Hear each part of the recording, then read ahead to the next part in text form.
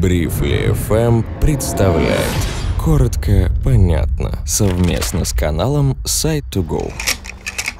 Хотя мы сами решаем, какими нам быть, нельзя отрицать, что нас в некотором роде формирует наше детство. Мы учимся реагировать на те или иные ситуации, учимся выражать себя, формируем поведенческие привычки в очень юном возрасте, когда только начинаем осмыслять окружающий мир. Семейные консультанты Майлон и Кей Йоркович считают, что то, как мы любим, зависит от нашего воспитания. Типы любви выражаются в том, как мы склонны обращаться с нашими партнерами. Узнав наш тип любви, мы узнаем, как это отражается на наших отношениях. Вот 5 типов любви по версии докторов Майлона и Кей Йоркович. Первый – угодник или льстец. Угодник часто растет с гиперопекающими или излишне критикующими родителями. Будучи детьми, угодники делают все, лишь бы быть хорошими и вести себя наилучшим образом, чтобы не спровоцировать гнев родителей. Угодники не находятся в комфорте, они тратят время и силы, заботясь о комфорте эмоциональных родителей. Угодники не терпят конфликтов и мирятся с разногласиями, стараясь их избежать или устранить. Им часто сложно отказывать людям, и, желая минимизировать конфликт, они готовы врать, только бы стычка закончилась побыстрее. Когда дети-угодники становятся взрослыми, они учатся читать настроение окружающих, чтобы делать всех счастливыми. Но когда угодник испытывает стресс и считает, что подводит кого-то, у него может случиться нервный срыв, и он разорвет имеющиеся отношения. Угодники тратят все силы на то, чтобы угождать всем и вся, когда это не нужно. И вместо формирования здоровых границ они фокусируются на удовлетворении нужд других. Угоднику, чтобы построить стабильные отношения, нужно задумываться о собственных чувствах, а не пытаться оправдать чужие ожидания.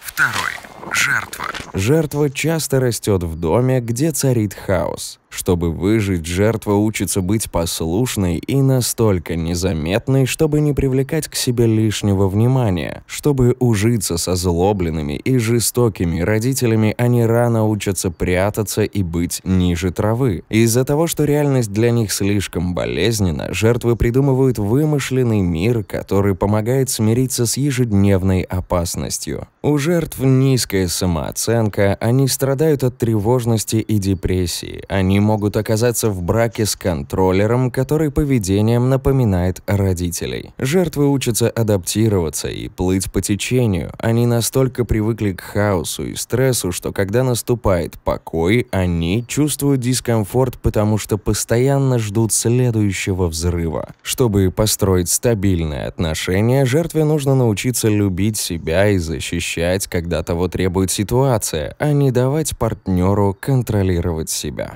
Третий – контроллер.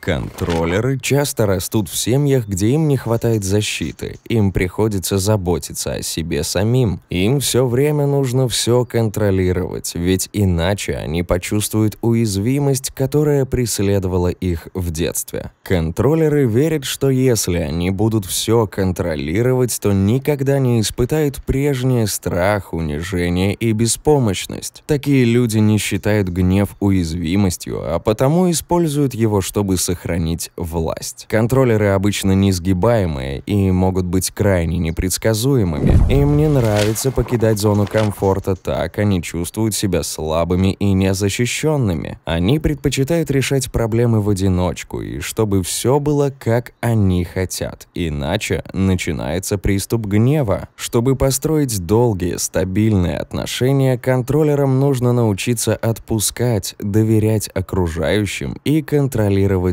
свой гнев вместо контроля за окружающими. Четвертый – нерешительный или колеблющийся. Нерешительные обычно растут с непредсказуемыми родителями. И еще детьми они поняли, что их нужды у родителей не в приоритете. Не получая от родителей постоянной любви, они взращивают страх быть брошенными. А когда родители наконец готовы уделить им внимание, нерешительные дети уже слишком уставшие или злые, чтобы его принять. Когда нерешительные вырастают, они ищут постоянной любви, которой были лишены в детстве. Они склонны идеализировать новые отношения, но когда их подводят или разочаровывают, они чувствуют себя подавленно. Они часто чувствуют непонимание, и в их отношениях может быть много конфликтов и эмоционального стресса. Нерешительные могут быть невероятно проницательными, потому чувствуют малейшие изменения в человеке и замечают, когда кто-то отдаляется. Чтобы построить стабильные и здоровые отношения, нерешительным, прежде чем привязаться, нужно узнать человека, иначе они рискуют обжечься о свои же ожидания. 5.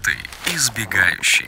Избегаторы часто растут в доме, где мало любви и ценится независимость. Такие дети очень рано учатся заботиться о себе самостоятельно и задвигать свои чувства и желания, и постоянно тревожатся, как бы не разочаровать родителей. Они оберегают свое личное пространство и предпочитают холодность и логику эмоциям. Им некомфортно, когда окружающие резко меняют настроение. Чтобы построить долгие и здоровые отношения, избегаторам нужно научиться открываться и выражать свои чувства искренне. Какой же тип любви именно у вас? А может, в вашем детстве была совсем иная история отношений? Пока готовится следующий выпуск, делитесь вашим типом и своей историей в комментариях.